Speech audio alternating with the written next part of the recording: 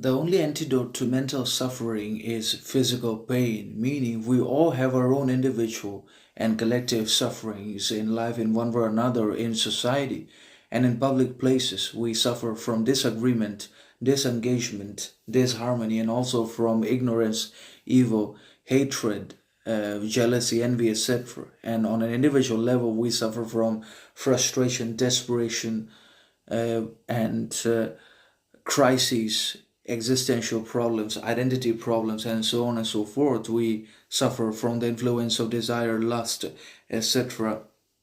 And we also become tired, exhausted, fatigued ultimately because of sometimes unnecessary, unreasonable, undesirable, and meaningless suffering in our lives arising out of the very life itself that we chose in the first place. Because life is suffering, life is fundamentally suffering, misery, chaos, and contradiction.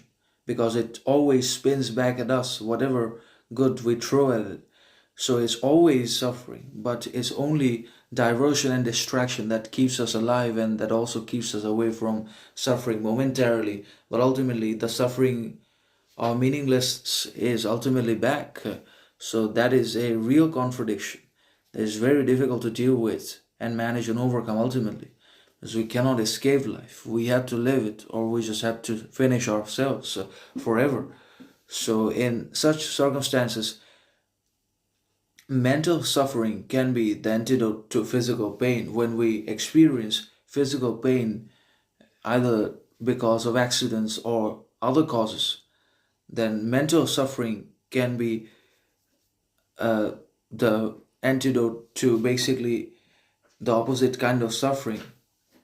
And when we inflict pain upon our body, when we inflict suffering intentionally upon ourselves, then that works as an antidote and a countermeasure to our psychological and psychical suffering, chaos, torment, misery, whatever we're going to call it, but psychological suffering, mental chaos, emotional misery, and other internal conflicts and torments can only be managed and dealt with through physical pain. And when we intentionally and voluntarily inflict and choose pain upon ourselves, then only we are able to lessen the intensity of the mental suffering that we experience and struggle with. Otherwise, if we choose easy, if we choose satisfaction, comfort, pleasure, leisure all the time, then our mental suffering is only going to enhance and exaggerate over time, and we're going to exasperate ourselves trying to deal with this. So,